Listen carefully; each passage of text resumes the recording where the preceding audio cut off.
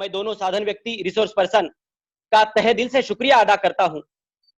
उन्होंने हमारा निमंत्रण सादर स्वीकार किया और उसके साथ ही देश के भिन्न भिन्न राज्यों से जुड़े सभी प्राध्यापक, संशोधक, विद्यार्थियों का स्वागत करता हूं।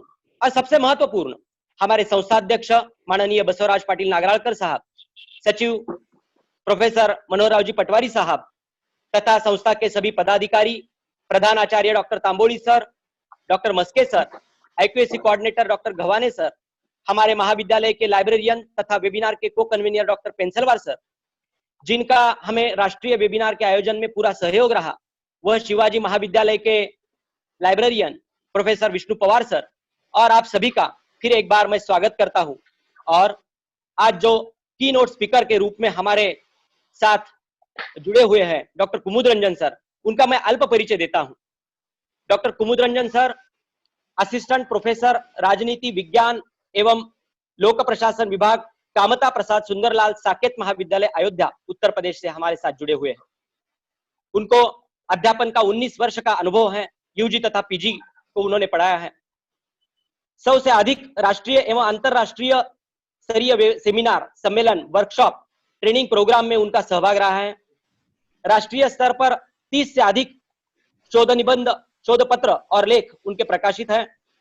आप YouTube पर साइंस ऑफ गवर्नमेंट चैनल के माध्यम से भी विज्ञान विषय की सामग्री विद्यार्थियों के लिए प्रस्तुत करने का कार्य करते हैं। 10 से अधिक लघु शोध निबंध के निर्देशन करने का कार्य भी आपने किया है। मैं डॉक्टर कुमुद रंजन सर से अनुरोध करूंगा कि वह की नोट एड्रेस दे। डॉक्टर कुमुद रंजन सर। जय हिंद, जय भारत, जय श्री राम। धामों के धाम अयोध्या धाम की जय हो। मुझे गर्व है कि मैं उस भूमि पर जन्मा हूं, उस भूमि का रहने वाला हूं जो मर्यादा पुरुषोत्तम भगवान श्री राम की जन्मभूमि, कर्मभूमि रही है।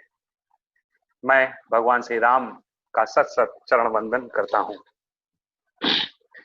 सर्वप्रथम मैं महाराष्ट्र उदयगिरि महाविद्यालय उदगीर की प्रबंध समिति और महाराष्ट्र एजुकेशन सोसाइटी, साथ ही प्राचार्य डॉक्टर आर तंबोली के प्रति अपना हार्दिक आभार प्रकट करना चाहता हूं, जिन्होंने मुझे इस आयोजन में बोलने का अवसर प्रदान किया है। साथ ही अपने अभिन्न मित्र डॉक्टर गौरव जावेलकर, डॉक्टर लक्ष्मीकांत पेंसलवार जी को धन्यवाद देता हूं, जिन्होंने मुझे इस योग्य समझा कि इस मंच में मैं बोल सकूं। मैं अपने अग्रज, अनुज तथा छात्र छात्राओं का भी अभिनंदन करता हूं, जो आज इस कार्यक्रम में श्रोता के रूप में उपस्थित हुए हैं। आप सभी से निवेदन है कि विषय को ध्यान में रखते हुए आप सभी मेरे साथ 1 मिनट प्रार्थना में सम्मिलित हुए। मैं उन सभी ज्ञात अज्ञात व्यक्तियों के लिए उनके शीघ्र स्वस्थ होने की प्रार्थना करता हूं जो इस संक्रमण से ग्रसित हैं। ईश्वर उन्हें शीघ्र स्वास्थ्य लाभ दे। मैं उन सभी व्यक्तियों को हार्दिक श्रद्धांजलि, श्रद्धा सुमन अर्पित करता हूं जो असमय कोरोना महामारी से काल के ग्रास में समा गए।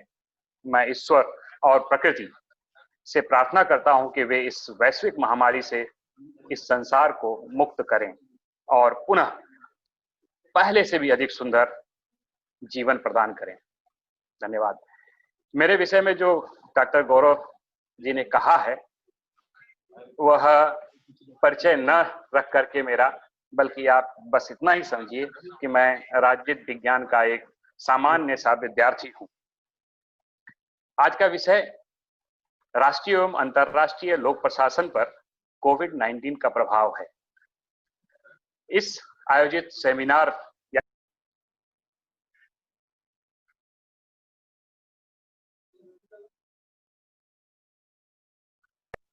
लोक प्रशासन का अर्थ लोक कल्याण और लोक मंगल की भावना से कार्य करने वाले संगठन एवं उसके प्रशासन के व्यापक संदर्भ में लिया गया है। कारण यह है कि लोक प्रशासन का मुख्य आधार या स्तंभ संगठन ही होता है। लोक कल्याण और लोक मंगल के कार्यों का संचालन, निष्पादन, क्रियान्वयन, नीति निर्माण संगठन के माध्यम से ही होता है। अतः कोविड-19 का प्रभाव इन संगठनों की कार्यशैली पर देखने को मिल रहा है। साथ ही ये संगठन कोविड-19 महामारी से जारी युद्ध में किस प्रकार कार्य कर रहे हैं और भविष्य में किस तरह की समस्याएं उत्पन्न होंगी, किस तरह के परिवर्तन होने की संभावना है, इस पर विचार करने की आवश्यकता है।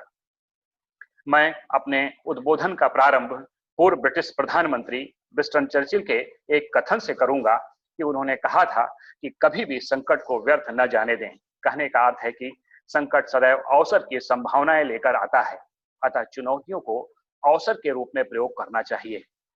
कोरोना महामारी से आज दुनिया त्रस्त है।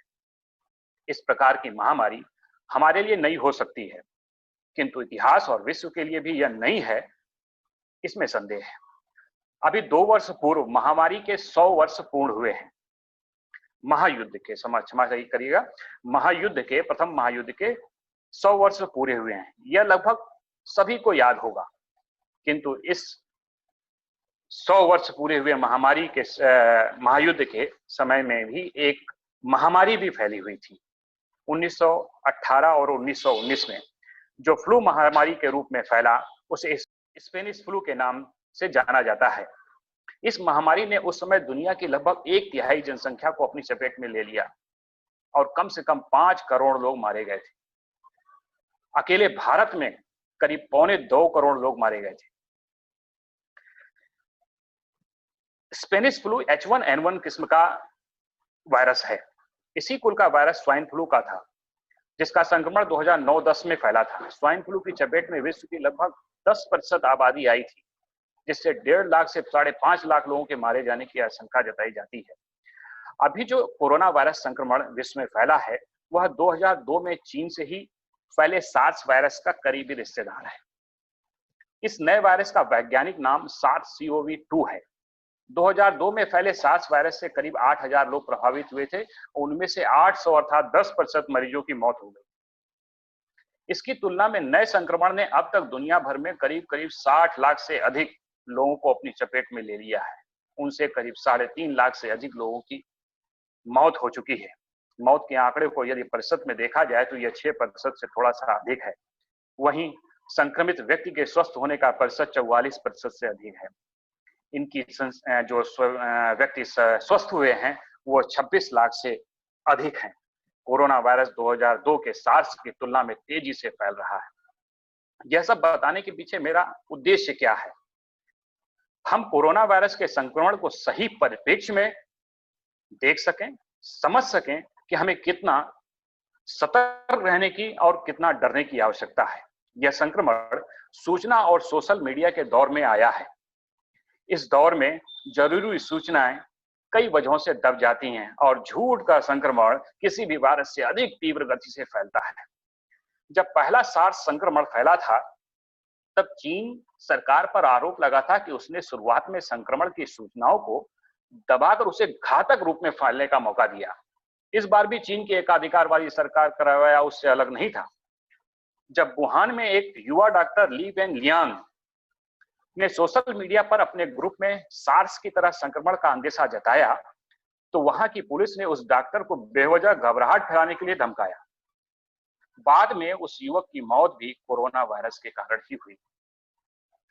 अगर डॉक्टर की चेतावनी को ध्यान दिया गया होता तो यह संक्रमण वुहान तक ही सीमित रहता, यह वैश्विक नहीं बनता। सूचना के स्वतंत्र और पारदर्शी तंत्र से बहुत सारी समस्याएं हल हो सकती हैं। 1918 स्पेनिश फ्लू के अनियंत्रित होने के पीछे भी यही रीजन था। कोरोना वायरस को चीन ने साजिश करके कोविड-19 नाम दिया, क्योंकि वुहान इंस्टीट्यूट ऑफ वायरोलॉजी की प्रयोगशाला में कोरोना वायरस अर्थात SARS-CoV में 4 घातक विषाणु मिलाकर उसे जानलेवा बनाया गया। 2008 में चिकित्सा का नोबेल जीतने वाले फ्रांस के ल्यूक मॉन्टेनियर ने कहा है कि कोरोना वायरस प्राकृतिक नहीं है, बल्कि इसे किसी लैब में तैयार किया गया है। वायरस में कुछ हिस्से HIV के भी हैं। इस वायरस के साथ छेड़छाड़ की गई है। इसकी बनावट वैसी ही है जैसे चमगादड़ों में पाए जाने वाले वायरस की होती है, किंतु उन्होंने इसमें जो है HIV वायरस के कुछ हिस्से जोड़े हैं।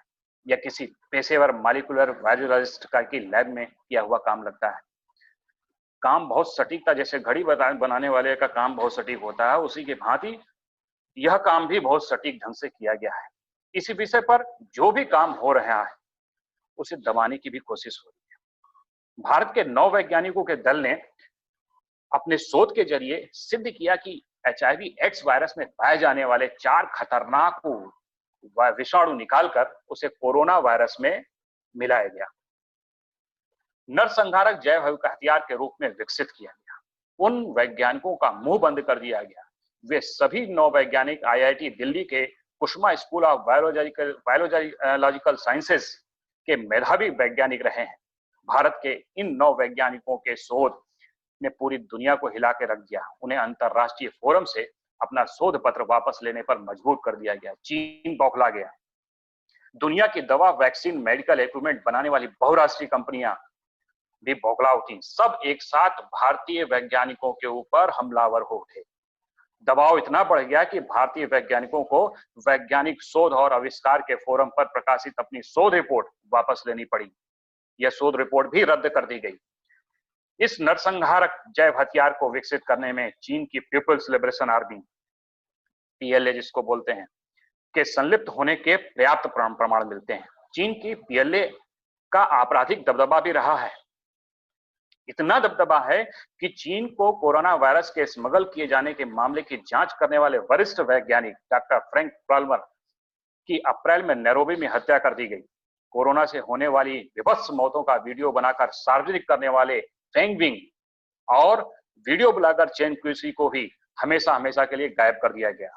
इस प्रकार के तमाम बिंदु हैं जिस पर चीन के ऊपर संदेह रखने का कारण तैयार करते हैं। जब पूरी दुनिया इस प्रकार का प्रश्न का उत्तर जानना चाह रही थी कि आखिर वुहान में पैदा हुए इस वायरस ने पूरे विश्व में कैसे तबाही मचा दी, आखिर क्या कारण थे, जो जान और माल का नुकसान हुआ और हो रहा है, उसकी था लेना भी बहुत कठिन है। ऐसे में इस वायरस को लेकर स्वतंत्र जांच अपरिहार्य हो जाती है। लेकिन चीनी सरकार जो है इससे पूरी तरह से कन्नी काट रही है। उल्टे वह इस मामले में पारदर्शिता और जवाबदेही सुनिश्चित करने के लिए दबाव डालने वाले देशों को धमका रहा है। जापान के सेनकाकू द्वीप में झड़प, ऑस्ट्रेलिया का भी प्रतिबंध, टैरिफ की झड़की, भारत के साथ अभी लद्दाख में सीमा विवाद, इसकी जीती जागती मिसाल है। वास्तव में कोविड-19 की पूरी कुंडली जानना अत्यंत आवश्यक है ताकि भविष्य में ऐसी किसी आपदा से निपटने की बेहतर तैयारी की जा सके। एक चीनी शोध पत्र का निष्कर्ष था कि जानलेवा कोरोना वायरस संभवतः वुहान की प्रयोगशाला में जन्मा है। संघाई की एक प्रयोगशाला ने 12 जनवरी 2020 को कोरोना वायरस का जीनोम यह कहते हुए प्रकाशित किया था कि इससे पूरी दुनिया के लिए इस बीमारी की पड़ताल का रास्ता खुलेगा। अगले ही दिन चीनी प्रशासन ने उस पर ताला जड़वा दिया।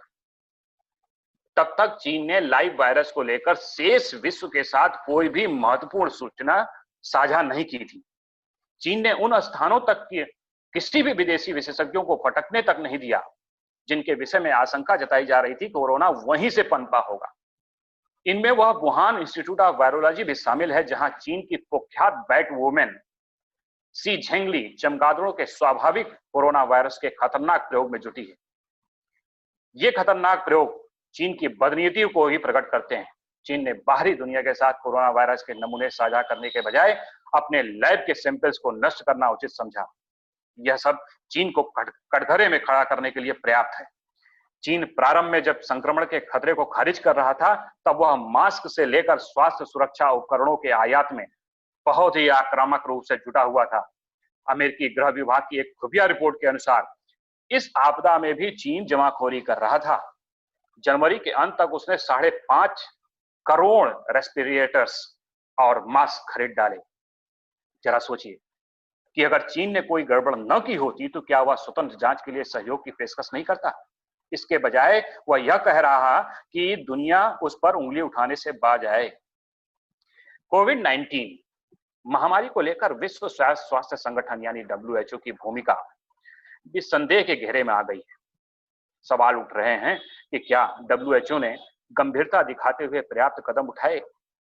क्या उसने चीन से सही सवाल पूछे ताकि इस बीमारी के संभावित खतरे को लेकर कुछ भनक लगती? क्या इस संक्रमण को लेकर विश्व को समय से सलाह न दे पाने के कारण, नाकाम रहने के कारण उसे जिम्मेदार ठहराया जा सकता है। डब्ल्यूएचओ की स्थापना 1948 में एक अंतर सरकारी संगठन के रूप में हुई थी। इसका कामकाज एक सचिवालय के माध्यम से चलता है। इसमें तकनीकी और प्रशासनिक सलाहकारों का एक अमला होता है। ये महानिदेशक के अधीन काम करते हैं। महानिदेशक का चुनाव कार्यकारिणी बोर्ड की सिफारिश पर सदस्य देशों द्वारा किया जाता है। डब्ल्यूएचओ का उद्देश्य मानवीय स्वास्थ्य के सभी पहलुओं को सुधारने और बीमारियों की रोकथाम में अंतरराष्ट्रीय सहयोग को बढ़ावा देना है। एक निष्पक्ष तकनीकी संगठन के रूप में कार्य करना चाहिए इसको। किसी भी प्रकार की स्वास्थ्य आपदा में डब्ल्यूएचओ ने से यह अपेक्षा होती है कि वह बिना किसी पक्षपात के समय रहते कारगर कदम उठाए, किंतु यह भी कई अंतरराष्ट्रीय संगठनों की भांति अमीर और ताकतवर देशों के दबाव से प्रभावित होता है। दवा कंपनियों के अतिरिक्त मानवीय स्वास्थ्य पर असर डालने वाले अन्य अनेक उद्योगों की लॉबी भी इस पर प्रभाव डालती है। डब्ल्यूएचओ में महानिदेशक की भूमिका बेहद अहम होती है। वर्तमान में डब्ल्यूएचओ के महानिदेशक डॉक्टर टेड्रोस अधानोम घेब्रेयेसस हैं। 2017 में वह डब्ल्यूएचओ के पहले ऐसे महानिदेशक चुने गए जो एक फिजिशियन नहीं थे। उनकी ताजपोशी पूरी तरह से चीन की मेहरबानी से हुई थी। टेड्रोस के अतीत पर नजर डालें तो वह इथोपिया की माओवादी सत्ता के अकेले उभरते हुए सितारे थे। इथोपिया के स्वास्थ्य मंत्री के रूप में उन पर 3 महामारियों पर पर्दा डालने का आरोप लगा था।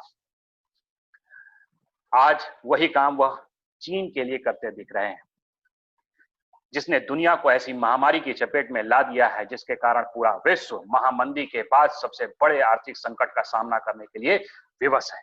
इस वैश्विक संकट में डब्ल्यूएचओ ने चीन की कठपुतली की तरह व्यवहार किया है। चीनी कम्युनिस्ट पार्टी के कुप्रबंधन पर पर्दा डालने में मदद की है। टेड्रोस पर इतिहास के दबाव को लेकर एक ऑनलाइन याचिका भी सामने आई है, जिस पर 10 लाख से अधिक लोगों ने हस्ताक्षर किए। टेड्रोस से लोग इस बात से नाराज हैं कि स्वास्थ्य के मोर्चे पर वैश्विक नेतृत्व देने के बजाय वह खुद इस समस्या का हिस्सा बन गए। अंतरराष्ट्रीय नियम क्या कहते हैं? ऐसी किसी बीमारी जिसमें वैश्विक महामारी बनने की आशंका हो, उसका 24 घंटे में अनुमान लगाया जाए, सूचना डब्ल्यूएचओ को दी जाए। 1 जनवरी 2020 से लेकर के 11 मार्च 2020, जिस दिन डब्ल्यूएचओ ने कोरोना को महामारी घोषित किया, तब तक के यदि डब्ल्यूएचओ के कार्यशैली और व्यवहार और वक्तव्य पर दृष्टि डाली जाए तो बहुत कुछ स्पष्ट हो जाएगा। यद्यपि यह संक्रमण वुहान में नवंबर माह में ही फैलना शुरू हो गया था, लेकिन इसकी सूचना कब प्रारंभ हुई देना शुरू हुआ डब्ल्यूएचओ को? 31 दिसंबर 2009 को ताइवान ने डब्ल्यूएचओ को बताया कि वुहान में मानव से मानव में संक्रमण फैलने की आशंका है। उसी दिन चीन ने डब्ल्यूएचओ को वुहान में क्लस्टर असामान्य न्यूमोनिया के बारे में पहली रिपोर्ट दी। डब्ल्यूएचओ ने इसे अनदेखा कर दिया। 5 जनवरी को डब्ल्यूएचओ ने पहला गाइडलाइन जारी किया, बीमारी के लक्षण बताए और बताया कि मानव से मानव में संक्रमण के कोई भी प्रमाण नहीं है। 7 जनवरी को चीन कोरोना वायरस के फैलने की सूचना दी। टेड्रोस ने सावधानी नहीं बरती, न ही सावधान हुए। क्या वह चीन के प्रभाव में थे जिसने उनके चुने जाने का समर्थन किया था? 9 जनवरी 2020 को डब्ल्यूएचओ ने चीन की सराहना की। उसने कहा क्या कि इतने कम समय में नए वायरस की पहचान कर ली चीन ने। यह भी कहा कि यह वायरस इंसानों के बीच आसानी से नहीं फैलता। डब्ल्यूएचओ ने चीन पर ट्रेवल एवं ट्रेड के खिलाफ सलाह दी। 14 जनवरी को डब्ल्यूएचओ ने फिर ट्वीट किया कि चीन में मानव से मानव में संक्रमण का कोई स्पष्ट प्रमाण नहीं है, किंतु बाद में स्पष्टीकरण दिया कि पारिवारिक सदस्यों द्वारा सीमित संक्रमण हो सकता है। 20 जनवरी को डब्ल्यूएचओ ने कोविड-19 से संबंधित पहली रिपोर्ट जारी की। तब तक कोरोना थाईलैंड, जापान और दक्षिण कोरिया में दस्तक दे चुका था। 21 जनवरी को अमेरिकी धरती पर वाशिंगटन में पहला मामला आया और वह मामला भी कहां से आया था? चीन से ही वापस आया हुआ व्यक्ति था।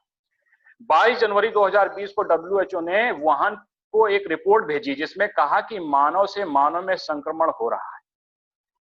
16 मेडिकल कर्मियों में इसकी पुष्टि हुई है। इसी रिपोर्ट में डब्ल्यूएचओ ने बड़े जमावड़े को रोकने, आइसोलेशन और हाथ धोने के बेहतर उपाय बताए। पहली बार इमरजेंसी कमेटी की बैठक हुई।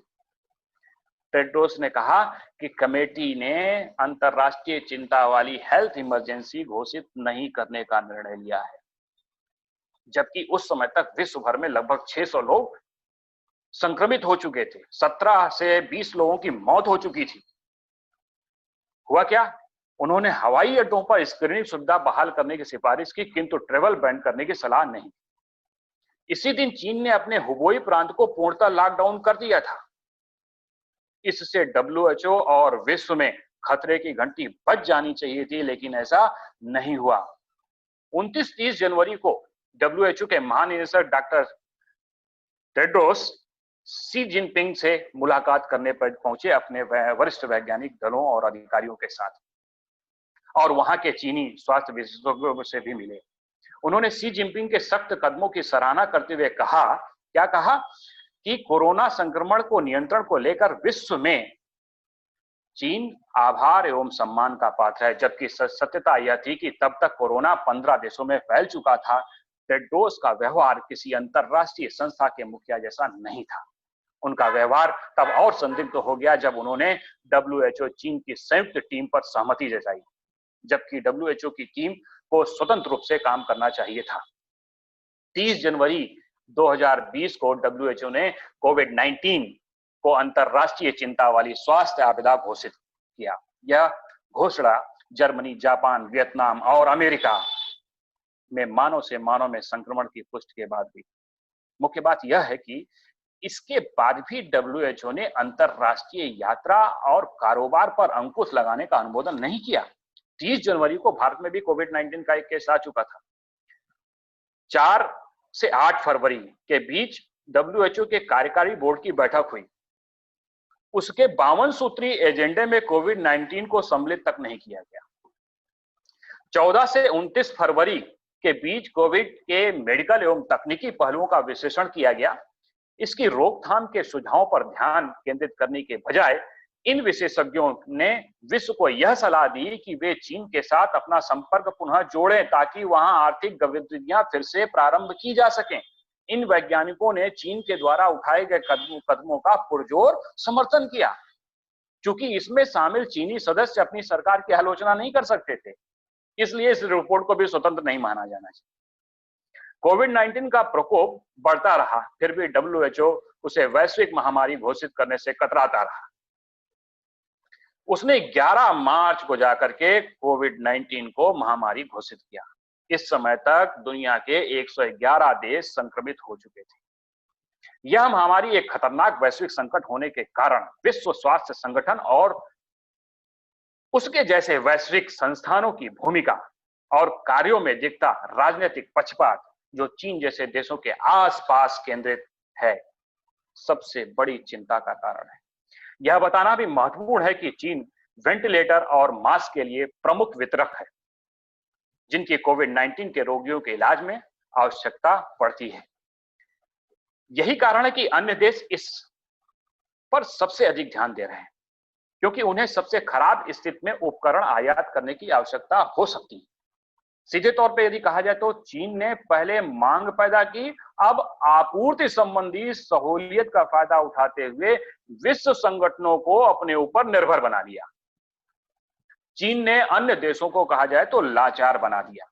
आज जरूरत है कि अंतरराष्ट्रीय एजेंसी डब्ल्यूएचओ की जवाबदेही तय की जाए, साथ ही उसमें संगठनात्मक सुधार और उसकी कार्य प्रणाली में भी व्यापक सुधार किया जाए, ताकि दुनिया भर में किसी भी संस्था का दुरुपयोग न हो सके। डब्ल्यूएचओ में सुधार को लेकर के दबाव बढ़ता ही जा रहा है। डब्ल्यूएचओ की छवि बुरी तरह से प्रभावित हुई है।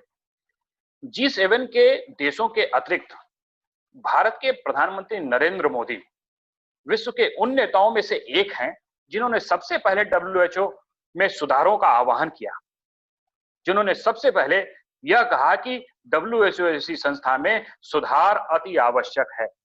अमेरिकी राष्ट्रपति डोनाल्ड ट्रंप ने डब्ल्यूएचओ को दी जाने वाली मदद रोकी पहले, और उसके बाद अभी कल उस डब्ल्यूएचओ संस्था से भी बाहर हो गए। अब स्थिति और गंभीर हो गई, जिससे यह कहा जा सकता है कि अब तो WHO में निश्चित रूप से सुधार होने की संभावना बढ़ गई है।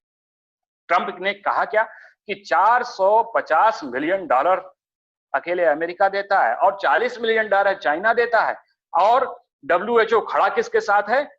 चाइना के साथ। यह ट्रंप और ट्रंप के प्रशासन को सबसे ज्यादा बुरा लगा है। एक चीज और इसमें मुख्य है कि इसी बीच चीन ने जो है WHO को $3 करोड़ की अतिरिक्त मदद का सहायता दी। इसका उद्देश्य क्या था? इस उद्देश्य के पीछे मुख्य कारण यह था कि वह उन स्वरों को दबाना चाह रहा है जो WHO में सुधार की संभावना के प्रबल पक्षधर हैं।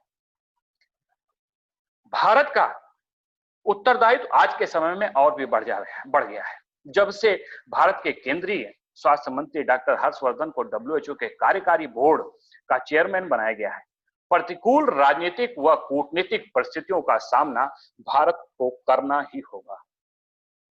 कोविड-19 के कारण देशों की घरेलू प्राथमिकताओं के साथ साथ अंतरराष्ट्रीय कूटनीति का रूप भी बदलता दिख रहा है।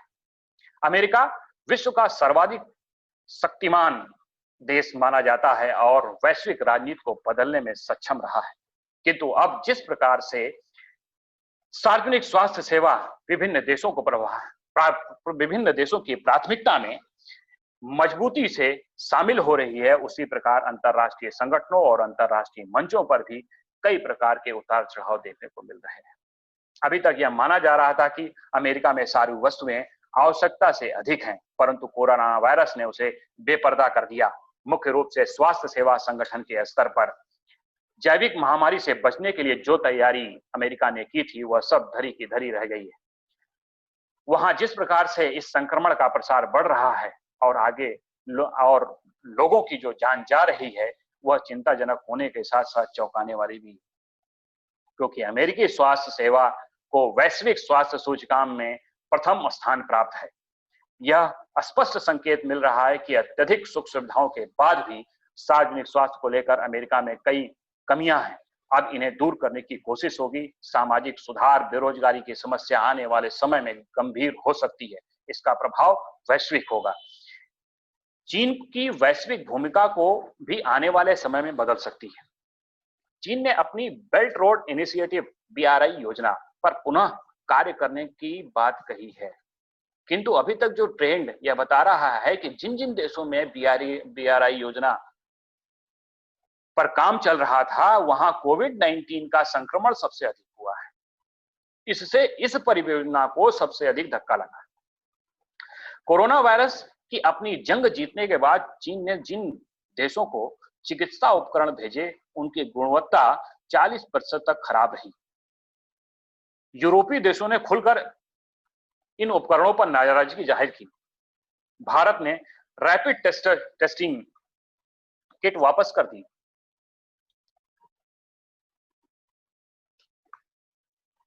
चीन के उत्पादों पर पहले ही विश्व कम भरोसा करता था और इस संकट की घड़ी में यह भरोसा और भी डिग गया।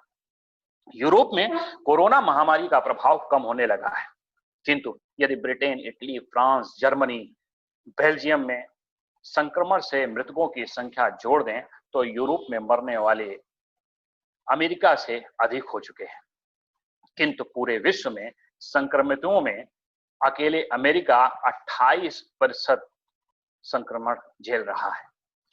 द्वितीय विश्व युद्ध के बाद किसी भी अन्य संकट के विपरीत यूरोप में कोरोना वायरस से जो विनाश हुआ है, वह इस महाद्वीप और यूरोपीय संघ के लिए अवसर वाला होना चाहिए था, ताकि क्षेत्रीय एकजुटता दिखाई जा सके। एक अवसर था जब यूरोप के एकीकरण को प्रभावी बनाने और लाभ देने की स्थिति बनती। कोरोना से जंग में संपूर्ण यूरोप की ओर से विश्व को शायद ही कोई मिलीजुली कार्यवाही देखने को मिली। यूरोप की राष्ट्रीय सरकारों ने अपनी अपनी सीमाओं को बंद करके कोरोना पर नियंत्रण के निर्णय लिए हैं। हंगरी के प्रधानमंत्री विक्टर ऑर्बन महामारी के लिए विदेशियों को दोष देने वाले पहले नेता हैं। आर्थिक दृष्टिकोण से देखा जाए तो यूरोपीय आयोग को कोविड-19 से लड़ने के लिए संघ के सदस्य देशों को विशेष प्रावधान के अंतर्गत रियायत देनी पड़ी है, ताकि वे अभी बड़े घाटे की चिंता न करते हुए महामारी से लड़ने में धन खर्च कर सकें। यह एक आपातकालीन आर्थिक उपाय है जिसका उपयोग यूरोपीय संघ के इतिहास में पहली बार किया गया है। यूरोप के देश अत्यधिक ऋण लेकर के भी इस संकट से उबर आएंगे, किंतु उनका ऐसा करना यूरोपीय संघ के विघटन को बढ़ा सकता है। एक पक्ष यह भी है कि अमेरिका के बाद यूरोपीय संघ आज चीन का दूसरा सबसे बड़ा व्यापारिक साझेदार है। विश्व की दिग्गज आर्थिक शक्तियों के मध्य कितना अलगाव हो सकता है, इसकी भी अपनी स्पष्ट सीमाएं। यह तथ्य यूरोपीय संघ के भी संज्ञान में होगा कि यह संकट थम जाए और यूरोप के लिए आर्थिक सुधार प्राथमिकता बन जाए, तब भी चीन को नजरअंदाज नहीं किया जा सकता। आज विश्व के एकमात्र महास्वाभाविक संगठन यूरोपीय यूनियन का आदर्श बुरी तरह से खत्म होता लगता है, क्योंकि यूरोपीय संघ के सदस्य राष्ट्र अपने स्वयं की राष्ट्रीय सुरक्षा के लिए पीछे हट गए हैं। वैसे कोरोना महामारी के पूर्व से ही यूरोपीय आदर्शवाद मर रहा था। यह नवीन संकट उस आदर्शवाद की बहाली को असंभव नहीं सही, परंतु अधिक कठिन तो बना ही देगा।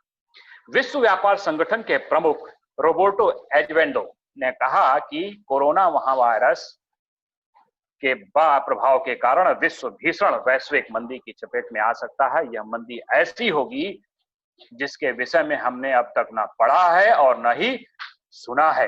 वैश्विक व्यापार में 13% से लेकर के 32% तक की गिरावट आने की संभावना है। विश्व व्यापार संगठन WTO विश्व में व्यापार संबंधी अवरोधों को दूर कर वैश्विक व्यापार को बढ़ावा देने वाला अंतर सरकारी संगठन है। WTO फ्री ट्रेड को बढ़ावा देता है, न कि निवेश को। विश्व के छोटे बड़े सभी देशों को आर्थिक सुरक्षा चाहिए। ऐसी स्थिति में WTO द्वारा उठाए जा रहे कदम सकारात्मक नहीं दिख रहे। WTO अपने अस्तित्व के संकट से पहले से ही जूझ रहा है। एक वैश्विक संगठन होने के कारण उसके कुछ सामूहिक उत्तरदायित्व हैं जिनका तो वह निर्वहन नहीं कर पा रहा है और न ही उनके बचाव के लिए अग्रसर दिख रहा है। कोरोना महामारी से पहले अमेरिका ने WTO पर भेदभाव का आरोप लगाया था और कहा था कि उसके साथ उपयुक्त व्यवहार नहीं किया जा रहा। वह संगठन से बाहर निकलने की धमकी भी दे चुका है।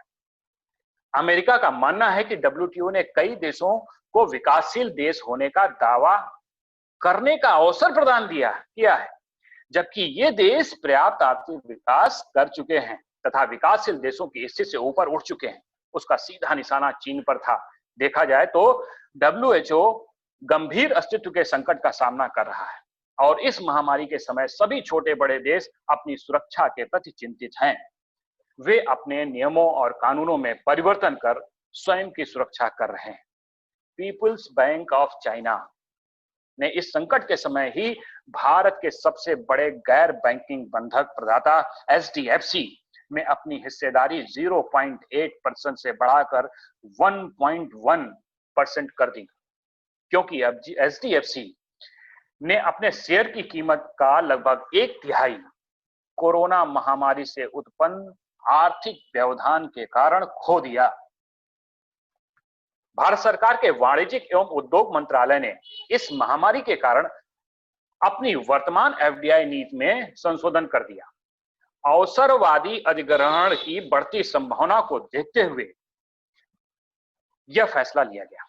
यह संशोधन भारतीय कंपनियों के अधिग्रहण पर अंकुश लगाने के लिए दूरदर्शी निर्णय है।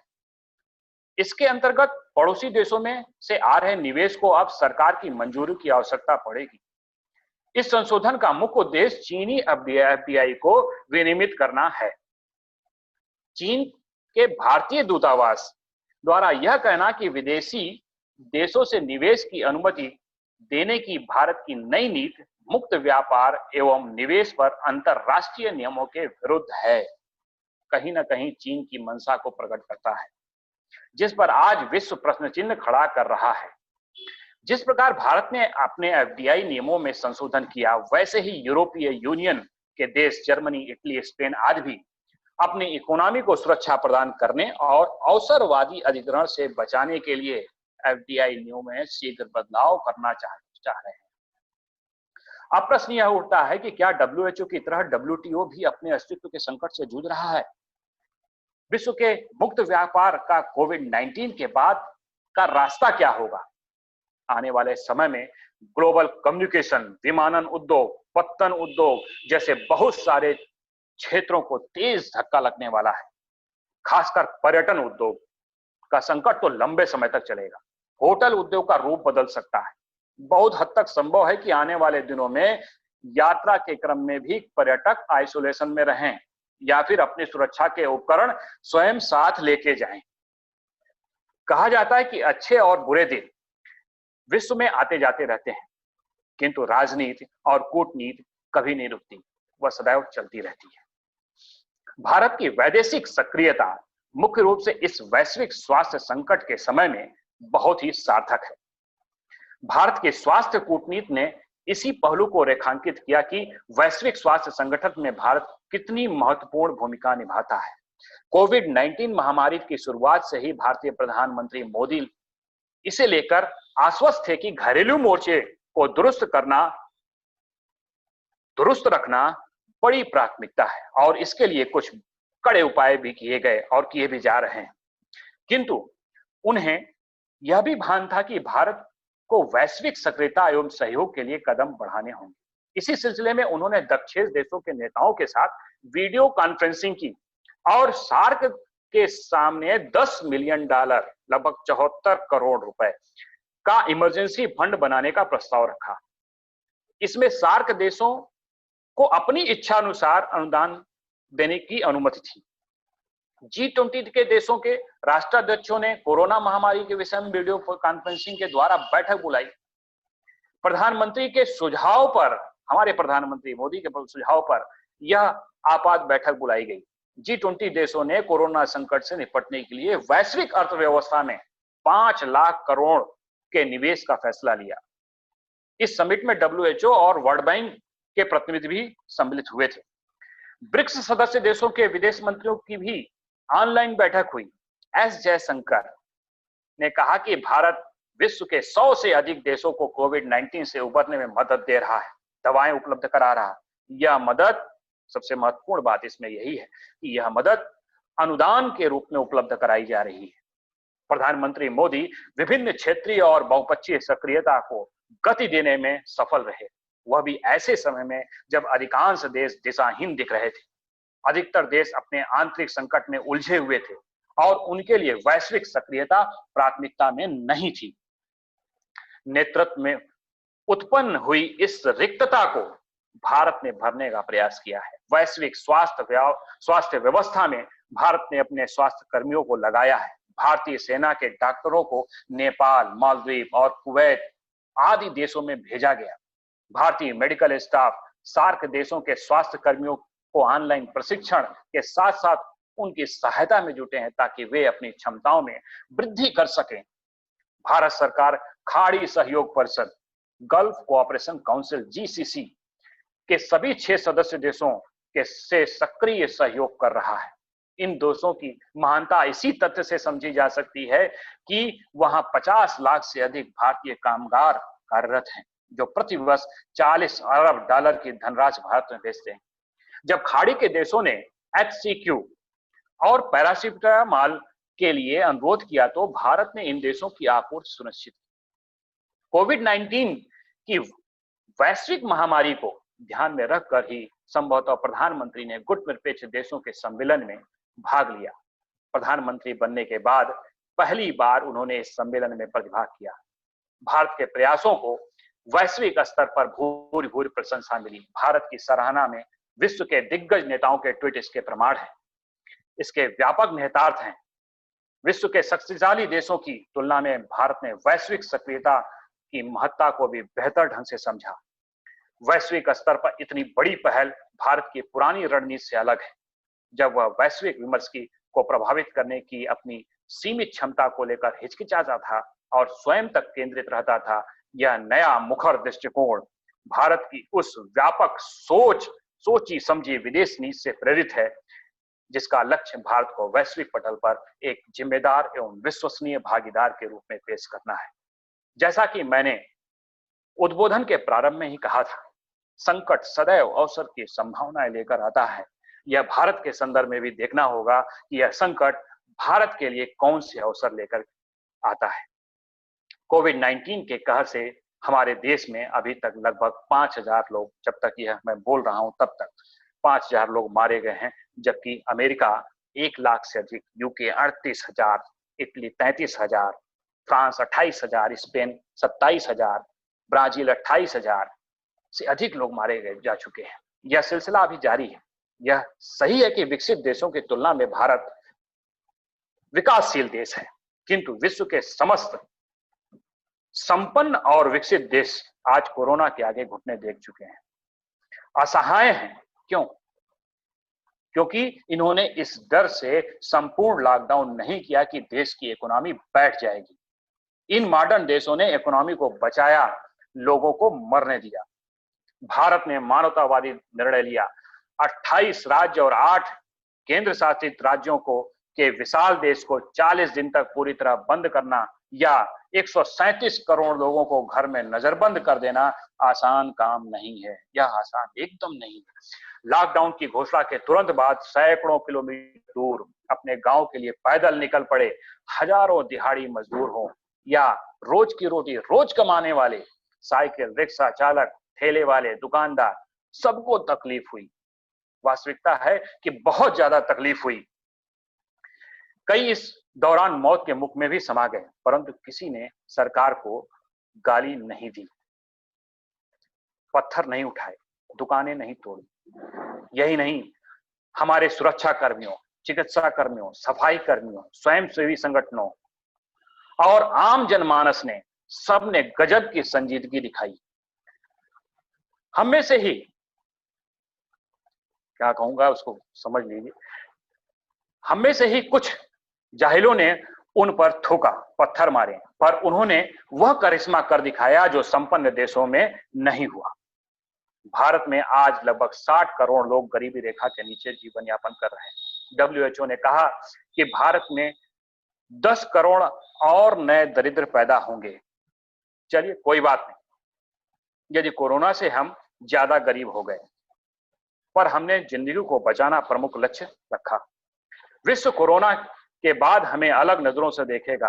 भारत ने अपने लोगों को बचाया तो अन्य देशों की भी मदद की है। स्विट्जरलैंड ने मैटन हॉर्न पर्वत पर लेजर बीम से 1000 मीटर ऊंचा तिरंगा फहराकर भारत को सैल्यूट किया। विश्व मानता है कि हम बहुत अधिक अनुशासित नहीं हैं, लेकिन हम सब हर संकट का धैर्य से सामना कर लेते हैं। इकबाल की वह पंक्ति याद आ रही है, कुछ बात है कि हस्ती मिटती नहीं हमारी, सदियों रहा दुश्मन दौरे जमा हमारा, सारे जहां से अच्छा हिंदुस्तान हमारा। आइए हम एक दूसरे को सैल्यूट करें। हमेशा याद रखें कि भारत मात्र नदी, नालों, पहाड़ों, मैदानों, खेतों, खलिहानों का देश नहीं है। यह 130 करोड़ से अधिक लोगों का संवेदनशील राष्ट्र है। घर पर रहिए, सुरक्षित रहिए। किसी ने बिल्कुल सच ही कहा है, समय और परिस्थितियां कभी भी कहीं भी बदल सकती हैं। देखिए, कल तक निकटता प्रेम की प्रतीक थी, आज दूरियां प्यार और परवाह की परिचायक बन गई। अतः 2 गज की दूरी या 2 गज जमीन, क्या चुनना है, निर्णय आपका और हमारा होगा। जय हिंद, जय Bharat. Thank you Kumud sir.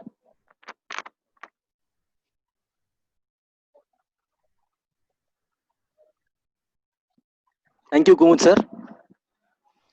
Welcome sir. Sir बहुत से सवाल आ चुके हैं यहाँ से पार्टिसिपेंट्स की तरफ से, तो मैं कुछ यहाँ पे चुने हुए सवाल ही आपको पूछना चाहता हूँ, क्योंकि आपने जो यहाँ पे विस्तृत जानकारी दी है उसमें बहुत से सवालों के जवाब आपने दे दिए हैं। मैंने यहाँ पे कुछ गिने चुने सवाल आपको पूछने की यहाँ पे मैं आपको पूछ रहा हूँ कि कोविड के बारे में अभी राजनीतिक भूमिका क्या होनी चाहिए? कोविड के विषय में पहली बात कि राजनीति होनी ही नहीं चाहिए। यह सरकार का जितना दायित्व है कोविड की समस्या से निपटने के लिए, उतना ही दायित्व सारे राजनीतिक दलों का, सारे संगठनों का, सारी संस्थाओं का और आम जनमानस का भी उतना ही दायित्व है। तो कोविड-19 से के संदर्भ में राजनीति का कोई प्रश्न उठता ही नहीं। Thank you sir. और एक दूसरा सवाल है, एक प्रतिभागी पूछ रहा है कि जो चीन की जो विस्तारवादी भूमिका है, तो उसके लिए अंतर्राष्ट्रीय स्तर पर कुछ ऐसी गतिविधियां हमें करनी आवश्यक है क्या? ये आपका इसमें आपका निजी मत क्या है कि इसके खिलाफ कुछ अंतर्राष्ट्रीय गठबंधन बनाना चाहिए या नहीं चाहिए? बनाने की जरूरत संभवतः नहीं पड़ेगी। यह अपने आप ही परिलक्षित हो रहा है कि एक तरह का यूरोपीय यूनियन को देखिए, अमेरिकी राज्य को देखिए, भारत के द्वारा BRI में न सम्मिलित होना और बहुत से राष्ट्रों के द्वारा अब इस पर पुनर्विचार करना, यह संकेत ही पर्याप्त है कि आने वाले समय में चीन अलग थलग पड़ने वाला है। उसकी जो आर्थिक गतिविधियां हैं बहुत बुरी तरह से प्रभावित होने वाली हैं। और इसमें एक बात और भी मैं जोड़ूंगा कि आर्थिक परिस्थितियों के संदर्भ में कि अभी प्रधानमंत्री मोदी जी ने जो कहा था कि लोकल को वोकल बनाने की जरूरत है, लोकल, वोकल और देन ग्लोबल। अगर वोकल से वोकल हुआ, वोकल से ग्लोबल हुआ, तो भारत दुनिया का दूसरा सबसे ज्यादा जनसंख्या वाला राज्य होने के कारण एक सबसे बड़े बाजार के रूप में उभरेगा और यह बाजार निश्चित रूप से चाइना के बाजार को पीछे करने का मादा रखता है। तो यह और एक चीज और भी देखिए कि जो पश्चिमी देश हैं, पश्चिमी देश से की जो कंपनियां वुहान या चीन के मार्केट में स्थापित हैं, वह सब भी पलायन के ऊपर तैयारी कर रही हैं। यहां तक कि जापान ने तो $2.2 बिलियन तक एक कोष बना दिया है कि जो कंपनियां वहां से आएंगी उनके लिए होगा, वहां से निकलेंगी। तो उन कंपनियों को भारत का एक सबसे बड़ा मार्केट दिख रहा है। दूसरी तरफ वियतनाम भी दिख रहा है, वियतनाम का उसके जो थाईलैंड, ये सब कहां निकल के जा रही है? थाईलैंड आएंगे, वियतनाम जाएंगे या भारत आएंगे। तो घूम फिर करके आर्थिक नुकसान किसको होने वाला है? चाइना। जब चाइना को इस तरह का नुकसान होगा तो जो दूसरा पक्ष होगा तो वो फायदे में तो जाएगा। अमेरिका अलग ही दूसरे तरह की बात जो कर रहा है, अभी WHO से बाहर निकल गया, WTO से वह कन्नी काटता दिख रहा है। यहां तक कि अमेरिका ने तो यह भी कह दिया कि WHO के पैरेलल वह दूसरी संस्था खड़ा करेगा। उस तरह की संस्था खड़ा करके वो जो $450 बिलियन वो WHO को देता था, वह वहां देगा। तो यह सब जो संस्थाएं अंतरराष्ट्रीय स्तर पर चीन को कर रही थी, प्रोटेक्ट कर रही थी, वह सीमित हो जाएंगी, टूटेंगी। तो जब इस तरह से टूटेंगी तो जो दूसरा पक्ष होगा या दक्षिण एशियाई क्षेत्र में जबकि भारत जो विशाल देश है, उसकी स्थिति मजबूत होगी और चाइना कमजोर होगा। तो वह काकस जो प्रश्न है उनका, वह काकस बनाने की जरूरत नहीं बने पड़ेगी, वह ऑटोमेटिक उभर रहा है। कोविड-19 के बाद उसके परिणाम सामने आके दिखेंगे। Thank you sir. You provide all the detailed information with very deep knowledge.